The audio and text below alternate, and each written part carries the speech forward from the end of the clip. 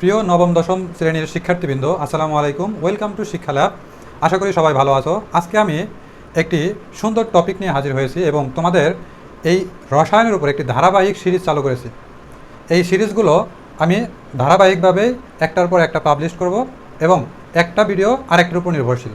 So একটা video miss করা যাবে না। একটা ভিডিও মিস করা মানে এই সিরিজের ফুল গ্যাপ পড়ে যাবে। ওকে, সো সিরিজের প্রথম ক্লাসটা হবে রসায়নের ধারণা, যেটা আমাদের ক্লাস 9-10-এর রসায়ন বইয়ের প্রথম যে অধ্যায়, সেই অধ্যায়ের নাম হচ্ছে রসায়নের ধারণা। রসায়নের ধারণা, the concept of chemistry. Okay, so এই রসায়নের ধারণাটা এটা বুঝতে হলে আমাকে সর্বপ্রথম বুঝতে হবে রসায়ন কী বা এর ডেফিনেশন কী, what is the meaning of chemistry. So এই ডেফিনেশন যদি বুঝতে যাই, সর্বপ্রথম আমাকে একটা ধারাবাহিক সংজ্ঞায় আসতে হবে যে বিজ্ঞানের যে শাখায় পদার্থের গঠন, ধর্ম, ব্যবহার ইত্যাদির রূপান্তর বা বিক্রিয়া করা হয় বা গবেষণা পর্যালোচনা করা হয় তাকেই কেমিস্ট্রি বলে। আমি আবারও বলছি, বিজ্ঞানের যে শাখায় পদার্থের গঠন, ধর্ম, ব্যবহার, বিক্রিয়া, রূপান্তর, গবেষণা পর্যালোচনা, নিরীক্ষা করা হয় তাকেই রসায়ন বলে। ওকে, আমি আবারও বলছি, বিজ্ঞানের যে শাখায় পদার্থের গঠন, ব্যবহার, ধর্ম, গবেষণা, পরীক্ষা নিরীক্ষা করা হয় তাকেই রসায়ন বলে। তাহলে আমরা এখান থেকে এই জিনিসটা দেখতে পারলাম। তো এরপরে হচ্ছে রসায়নের পরিচিতি। আমরা দৈনন্দিন জীবনে রসায়ন ছাড়া এক মুহূর্তেও চলতে পারবো না। তুমি এখান থেকে একটু সামনে যাবা, রসায়ন ছাড়া চলতে পারবো না, কারণ প্রতিনিয়ত আমরা রসায়নের উপর নির্ভরশীল। কীভাবে নির্ভরশীল? যেমন আমরা যে বায়ুটা গ্রহণ করি, এই বায়ুতে কী আছে? অক্সিজেন আছে, নাইট্রোজেন আছে, তার মানে আমরা অক্সিজেন গ্রহণ করি, তো এই অক্সিজেনটা কেমিস্ট্রি। আমরা যখন পানি গ্রহণ করি, এই পানিটাও কি কেমিস্ট্রি। আমরা যখন ভাত খাই, খাবার খাই, সব কিছুই কেমিস্ট্রি। এমনকি যত রকমের ফল আছে, যত রকমের তোমার খাবার, রাইস, গম, অন্য অন্য যে উপাদানগুলো আছে, সমস্ত কিছুর মধ্যেই কেমিস্ট্রি লুকায়িত আছে। সো এটাকে জাস্ট ধরতে হবে, তোমার ক্যাপচার করতে হবে। ফলে এই রসায়নের পরিধি, ঘুম থেকে উঠবা এবং যে রাতে যে ঘুমাতে যাবা, এই মাঝখানে যতটুকু তুমি জেগে থাকবা, সমস্ত জায়গায় তুমি এই কেমিস্ট্রির ব্যবহার পাবা। তাহলে যখন আমরা সকালে ঘুম থেকে উঠি, যেমন টুথপেস্টের ব্যবহার থেকে, এই টুথপেস্টটা এক ধরনের কেমিস্ট্রি। ব্রাশ যে তৈরি করছে, এই ব্রাশ কী দ্বারা তৈরি? প্লাস্টিক। এই প্লাস্টিকও এক ধরনের কেমিস্ট্রি। তারপরে আমরা পানি দ্বারা ওয়াশ করি, পানি বা ওয়াটার, এটাও কেমিস্ট্রি। এরপরে খাবার খাই, তারপরে সারাদিন অক্সিজেন গ্রহণ করি, তারপরে ডিনার করি, দুপুরে লাঞ্চ করি, সমস্ত কিছুই কি? কেমিস্ট্রি। এমনকি মেয়েরা যারা মেকআপ করে, মেকআপ, লিপস্টিক, সমস্ত কিছুই কেমিস্ট্রির অন্তর্গত। তাহলে রসায়নের পরিচিতি অপরিসীম। আমরা সকাল থেকে রাতের ঘুমানোর পর্যন্ত যত কিছু ইউজ করি, ব্যবহার করি, সব কিছুই কেমিস্ট্রি। জাস্ট তোমাকে চিন্তা করে বের করতে হবে যে কোন জিনিসটা কেমিস্ট্রি, কোন জিনিসটা কেমিস্ট্রি না। এরপরে আসি রসায়নের পরিধি। এই রসায়নের পরিধি কতটুকু বিস্তৃত? পৃথিবীর সূচনা লগ্ন থেকে আজ পর্যন্ত, এবং কি 500 বছর পরেও যদি যাও, তারপরেও এই রসায়ন থেকে যাবে। রসায়ন ছিল, আছে, থাকবে। জাস্ট তিনটা: ফিউচার, পাস্ট অ্যান্ড প্রেজেন্ট। ওকে, এরপরে আমরা শিখব রসায়নের সাথে অন্যদের সম্পর্ক। অন্যদের বলতে ফিজিক্সের সম্পর্ক আছে। যেমন আমরা যখন স্থির চরিত শিখি বা কোনো একটা ব্যাটারির শক্তি নিয়ে আলোচনা করি, এটা ফিজিক্স ডিপার্টমেন্টের যে টিচার আছে, সুমন স্যার, তার ক্লাসগুলো দেখলে বুঝতে পারবা যে ফিজিক্সের সাথে কেমিস্ট্রির সম্পর্ক কোথায়।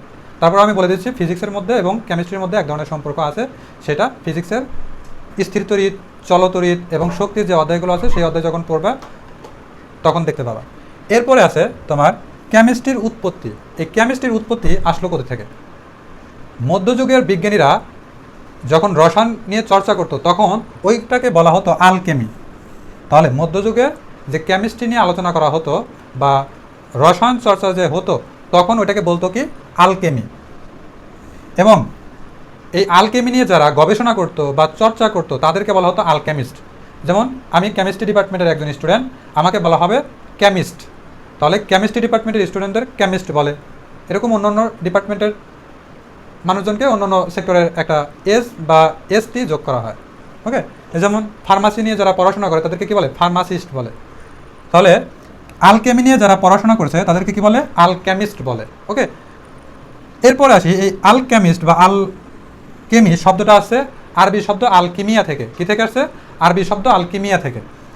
এবং এটার শর্ট ফর্ম হচ্ছে কিমি বা কেমি। কিমি এটা লিখলেও হবে, এটা লিখলেও হবে। ওকে, এটার আধুনিক ভার্সন এটা। সো এই কেমি থেকেই মূলত কেমিস্ট্রির উৎপত্তি আসছে। বুঝতে পারছো?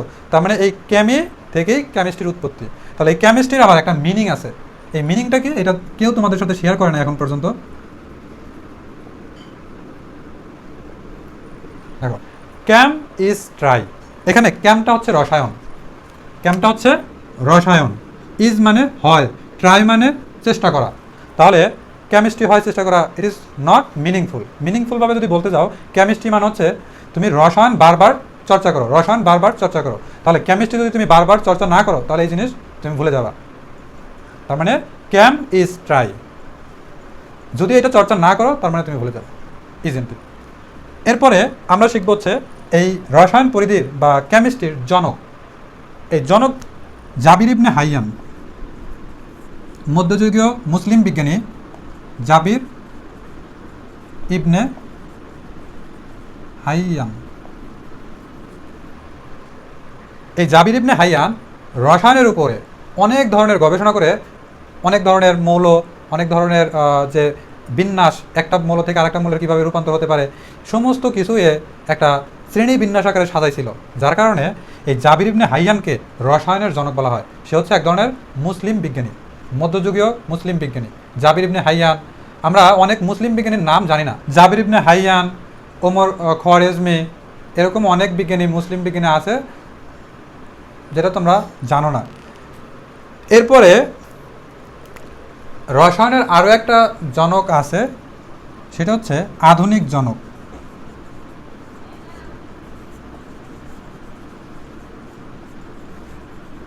এই আধুনিক জনককে, এটা রসায়ন জনক হচ্ছে জাবির ইবনে হাইয়ান, বাট আধুনিক জনক হচ্ছে অ্যান্টনি ল্যাভোসিয়ে, অ্যান্টনি ল্যাভোসিয়ে। জাস্ট এই পর্যন্ত ছিল আজকের ক্লাস। আমি পরবর্তী ক্লাসে রসায়ন ধারণার যে চ্যাপ্টারটা শুরু করছি, এটার পরবর্তী লেসন থেকে আমি শুরু করব। সো দেখা হচ্ছে পরে কোনো ভিডিওতে।